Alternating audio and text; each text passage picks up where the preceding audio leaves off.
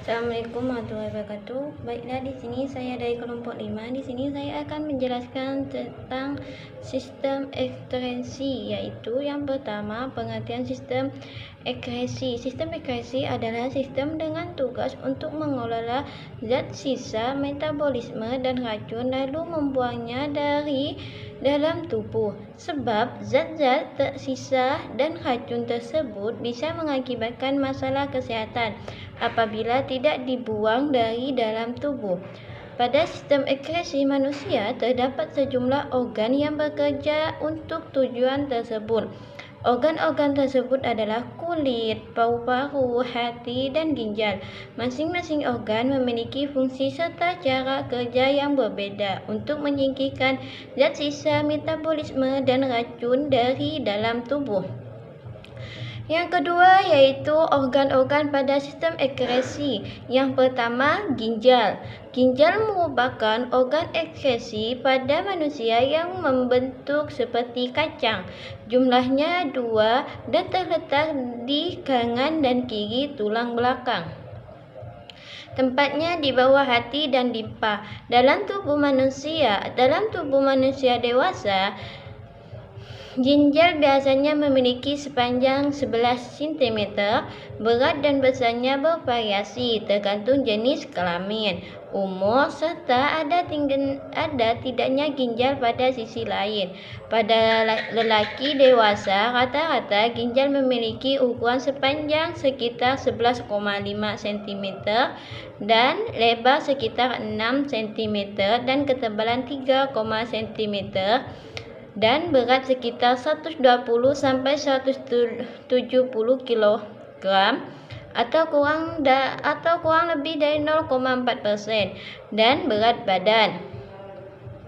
Pada wanita dewasa, berat ginjal sekitar 115 sampai 155 gram.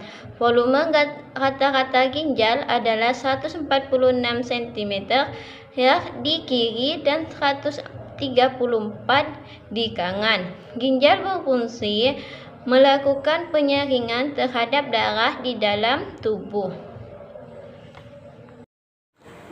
Assalamualaikum warahmatullahi wabarakatuh. Saya Faijananda. Di sini saya akan menjelaskan materi, yaitu yang kedua, kulit. Kulit adalah lapisan jaringan pelindung paling luar pada manusia yang terdapat di permukaan tubuh sama seperti ginjal. Kulit juga memiliki peran dalam sistem ekskresi karena mampu mengeluarkan zat-zat sisa berupa kelenjar keringat. Fungsi lain dari kulit adalah melindungi tubuh terhadap patogen dan kehilangan air yang berlebihan.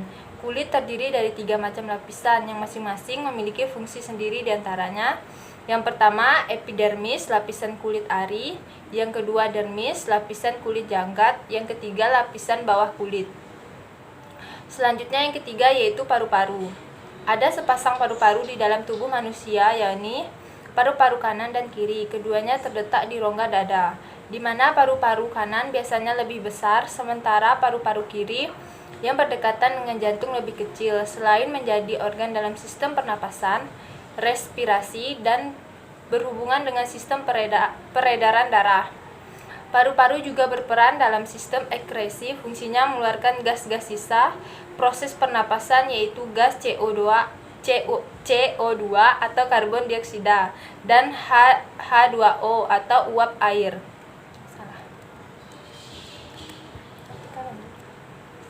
Yang keempat yaitu trakea. Trakea merupakan lanjutan saluran nafas dari laring sebagai perantara antara laring dan bagian paru-paru lain. Trakea juga sebagai batas antara sistem respirasi bagian bawah dan bagian atas. Sistem respirasi bagian atas diantaranya bagian-bagian hidung dan laring. Yang kelima yaitu bronkus. Bronkus atau sering disebut sebagai percabangan dari trakea, memiliki fungsi untuk mengeluarkan benda asing dan kotoran yang masuk dalam saluran pernapasan. Fungsi ini dilakukan oleh silia yang ada pada dinding bronkus. Selanjutnya yang keenam, pada paru-paru juga termasuk beberapa lobus, diantaranya 3 di bagian kanan dan 2 di bagian kiri. Lobus pada paru-paru kanan dipisahkan oleh patahan miring dan patahan lurus, sedangkan paru-paru kiri hanya dipisahkan oleh patahan lurus. Sekian akan dilanjutkan oleh Saudari Maryatun. Baiklah, di sini saya akan melanjutkan presentasi dari teman saya, yaitu yang ketujuh, alveolus. Alveolus atau disebut juga dengan kantung udara yang muncul dari bronchiolus memiliki fungsi sebagai tempat bertukaran udara. Yang ke-8 yaitu pleura. Pleura merupakan selaput tipis yang menyelubungi paru-paru. Terdiri dari dua jenis, yaitu pleura viscerali, selaput yang membungkus paru-paru, dan pleura parietal, selaput yang melapisi organ dada. Yang 9, hati. Hati merupakan kelenjar terbesar di dalam tubuh, terletak dalam rongga mulut sebelah kanan, tempatnya di bawah diafragma. Berdasarkan fungsinya, hati juga berperan dalam sistem ekskresi. Hal ini dikarenakan hati membantu fungsi ginjal dengan cara memecahkan beberapa senyawa yang bersifat racun dan menghasilkan amonia, urea, dan asam urat dengan memanfaatkan nitrogen dari asam amino. Selanjutnya yaitu gangguan dan penyakit pada sistem ekskresi. Setiap manusia pada sistem ekskresi ini mempunyai peran tersendiri untuk menyambung sistem metabolisme, dan setiap organ tersebut punya risiko penyakit yang mengintainya. Lalu apa saja penyakit pada sistem ekskresi? Yang pertama, uremia, yang kedua gagal ginjal, yang ketiga batu ginjal, yang keempat radang ginjal, yang kelima diabetes insipidus, yang keenam uritis, yang ketujuh pneumonia, yang ke-8 asma, dan yang ke-9 penyakit paru-paru obstruktif kronis, yaitu PPOK. Yang ke-10 kanker paru-paru, yang 11 kutu air, dan yang terakhir yaitu jerawat. Sekian presentasi dari kelompok kami. Mohon maaf. Wassalamualaikum warahmatullahi wabarakatuh.